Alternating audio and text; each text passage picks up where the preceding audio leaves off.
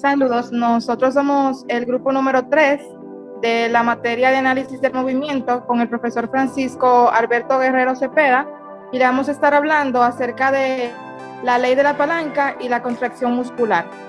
Mi compañera Scarlett y yo le vamos a estar hablando acerca de la ley de la palanca y sus tipos.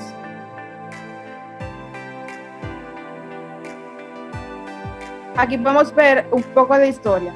El ser humano desde la antigüedad diseñó y construyó máquinas para facilitar su trabajo.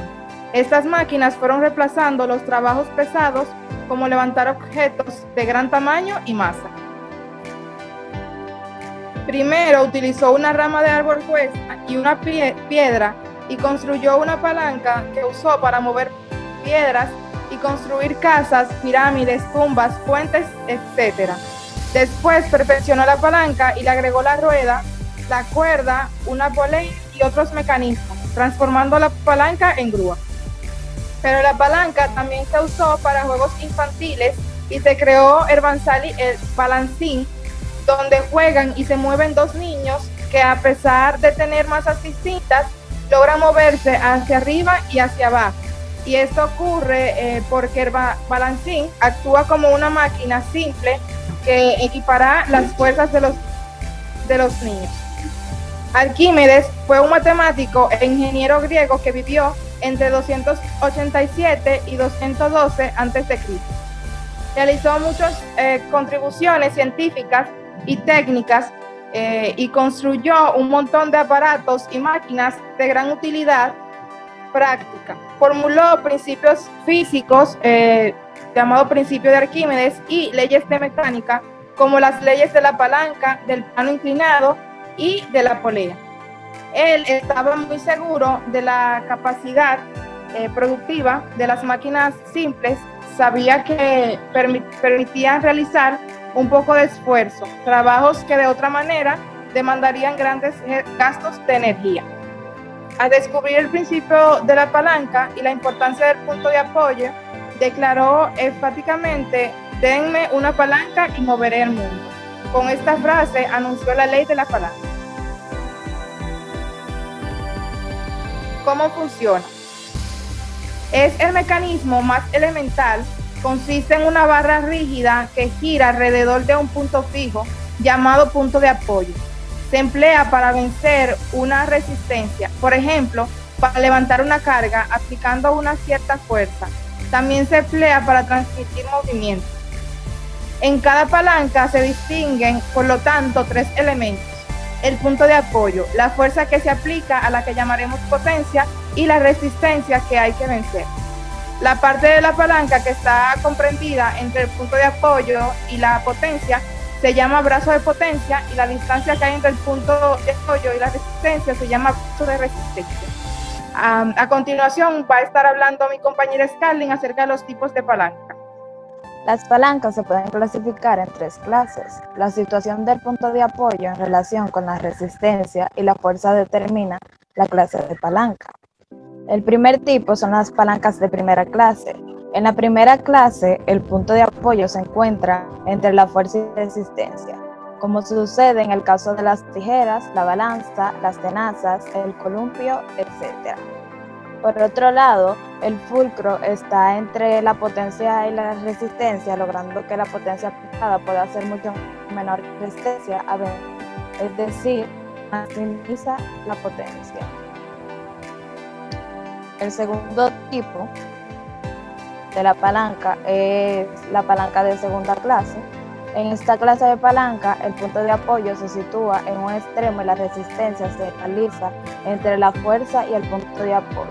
Algunos objetos que se corresponden con este tipo de palanca son el cascanueces, la carretilla y el abrebotellas. El tercer tipo es la tercera clase de palancas. En este caso, el punto de apoyo también se encuentra en uno de los extremos y la fuerza actúa entre la resistencia del punto de apoyo.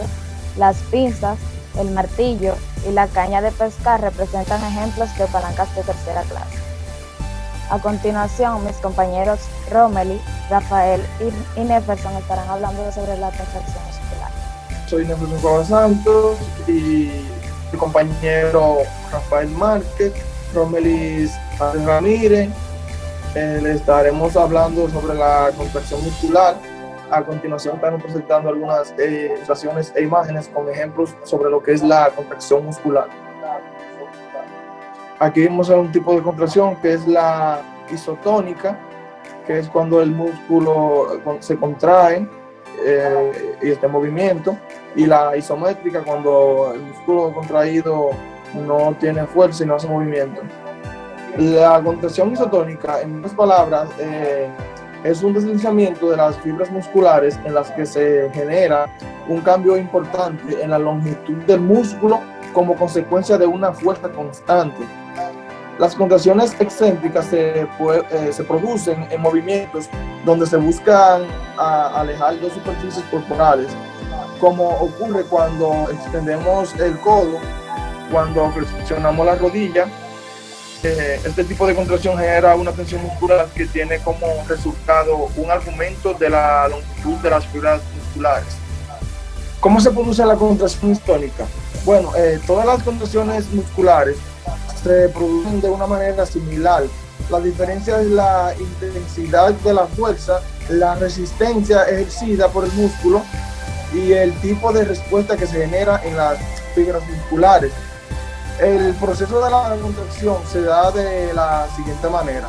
Comienza con el deslizamiento de los filamentos, el cual ocurre gracias a la presencia de ATP. La cabeza de la proteína miosina se une con la actina, con lo que se produce un desplazamiento.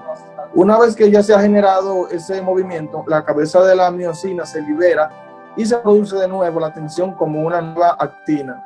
Este es un proceso continuo que genera tensión múltiples veces para lograr el resultado final, que puede ser tanto un movimiento de un músculo liso como de un tipo estriado. ¿Cuál es la importancia de la contracción isotónica?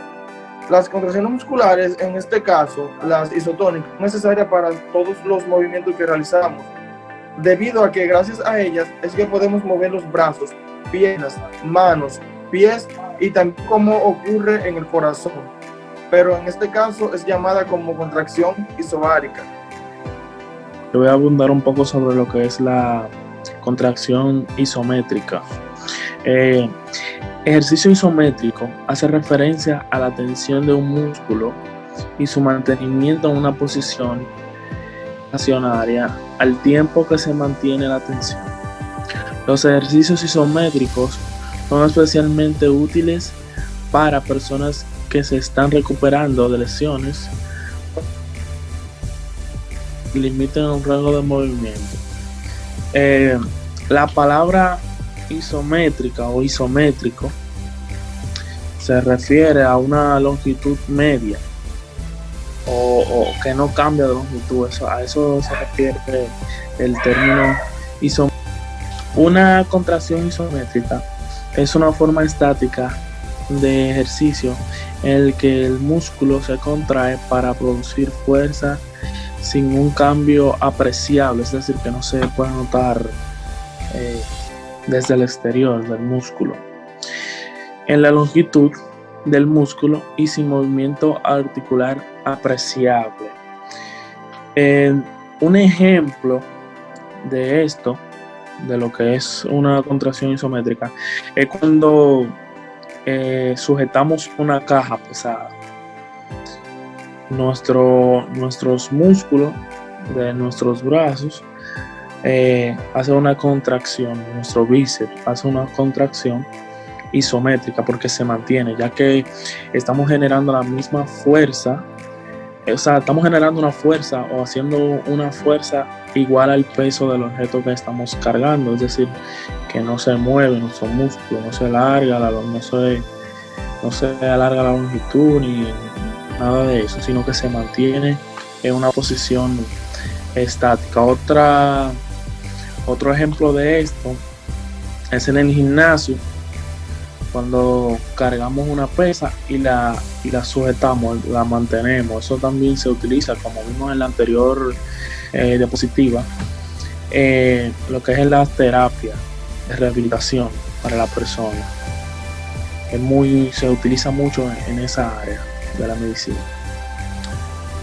Bien, los dejo finalmente con mi compañero Romely Ramírez.